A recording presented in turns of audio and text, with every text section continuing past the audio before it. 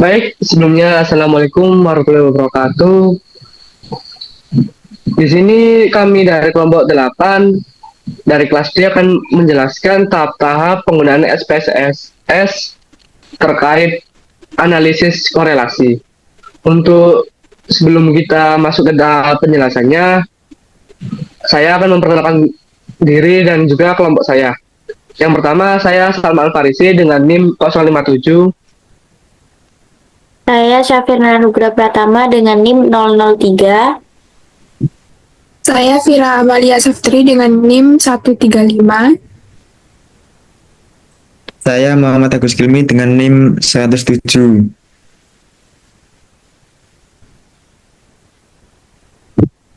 Baik, untuk selanjutnya akan dilanjutkan oleh teman saya yang bernama Safirna. Untuk Safirna, dipersilakan. Ya, baik. Di sini kami sudah menyiapkan datanya terlebih dahulu. Di sini kami menggunakan data primer yang sudah kita dapatkan.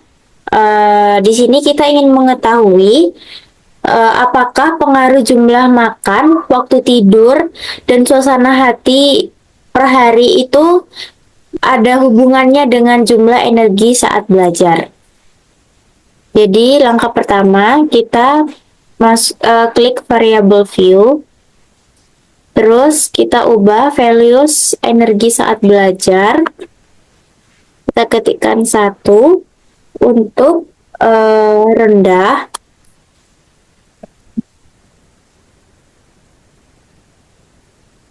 dua untuk sedang, dan 3 untuk tinggi. Lalu klik OK. Dan kita ubah values suasana hati per hari. Kita ketikkan 1 untuk rendah, 2 untuk biasa saja, dan 3 untuk gembira. Kita klik add dan OK. Selanjutnya akan dilanjut dengan rekan saya. Baik, selanjutnya kembali ke sheet data view. Lalu klik analyze, klik correlate, dan be varied. Setelah itu, pindahkan 4 variabel tersebut ke sebelah kanan.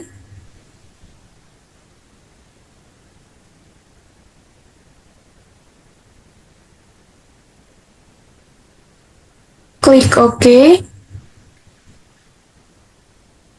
Sehingga outputnya keluar seperti berikut. Selanjutnya dilanjut oleh rekan saya. Baik, terima kasih atas penjelasannya. Di sini kan saya akan membacakan interpretasi dari analisis korelasi yang sudah dijelaskan. Untuk poin pertama ialah analisis terkait makan dalam sehari dengan jumlah jam tidur. Nah, di mana persen korelasinya ini adalah sebanyak 0,165, yang artinya hubungannya itu sangat lemah namun positif. Dan untuk nilai signya adalah 0,316, lebih dari 0,05, yang dimana ini tidak signifikan. Sehingga untuk keputusannya adalah H0 diterima, yang artinya frekuensi makan ini tidak ada pengaruh sama sekali terhadap jumlah lama tidur. Sehingga bisa dikatakan seberapa sering kita makan tidak akan mempengaruhi berapa lama tidur seseorang. Untuk selanjutnya adalah jam tidur dengan makan. Untuk percent correlation-nya adalah 0,165. Lalu untuk nilai signya adalah 0,316, lebih besar dari 0,05. Lalu untuk keputusannya adalah H0 diterima, yang artinya lama tidur ini juga tidak ada pengaruh terhadap frekuensi makan, sehingga keduanya bisa berjalan dengan independen. Untuk selanjutnya adalah hubungan makan dalam sehari dengan energi saat kita belajar.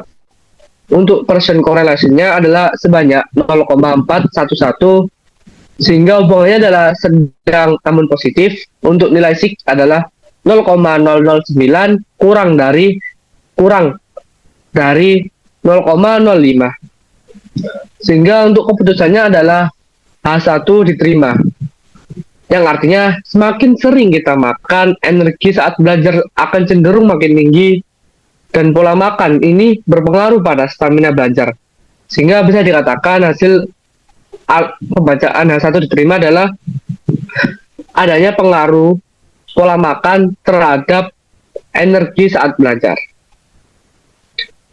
Baik, untuk selanjutnya akan dijelaskan oleh teman saya.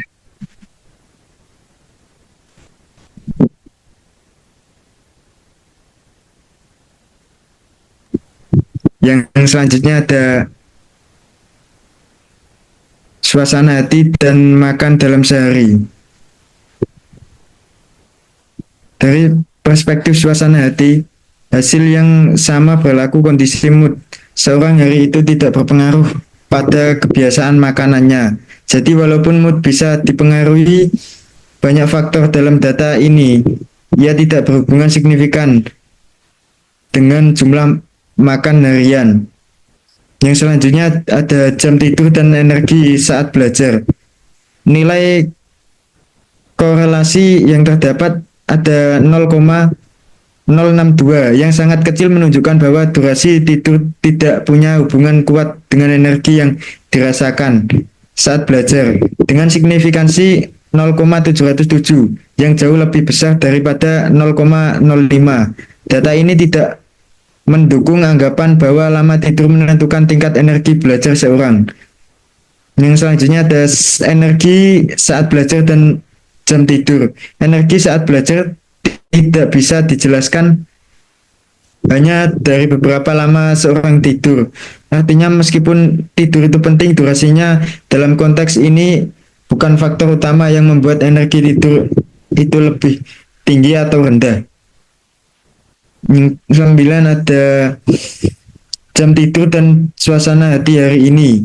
Korelasi yang sangat dekat dengan 0,31 dan signifikansi yang tinggi 0,850 memperkuat bahwa jam tidur hampir tidak ada kaitannya dengan suasana hati. Ini mengidentifikasikan bahwa perasaan seorang pada hari tertentu tidak bisa diprediksi dari beberapa lama ia tidur.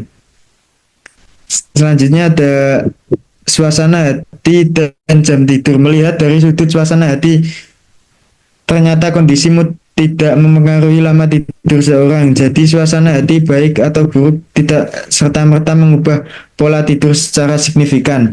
Yang energi saat belajar dan suasana hati hari ini. Korelasi positif 0,417 menunjukkan hubungan yang cukup jelas bahwa saat energi belajar tinggi, suasana hati juga cenderung lebih baik. Nilai signifikansi 0,00008 menunjukkan bahwa ini adalah hubungan yang nyata dan bukan kebetulan. Hal ini menunjukkan bahwa kondisi fisik dan mental yang bugar saat belajar dapat berkontribusi pada mood positif.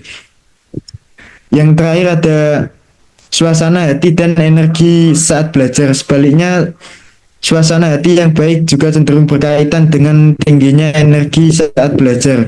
Mood yang positif kemungkinan meningkatkan semangat dan konsentrasi, sehingga energi belajar menjadi lebih tinggi. Hubungan ini cukup kuat dan signifikan secara statistik.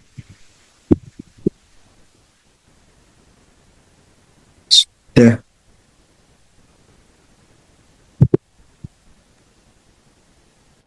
Baik, cukup sekian penjelasan dan serta langkah-langkah dari kelompok 8 atau kelompok kami.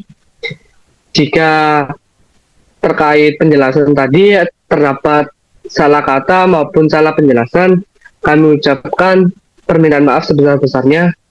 Kami kelompok 8 izin undur diri. Sekian, terima kasih.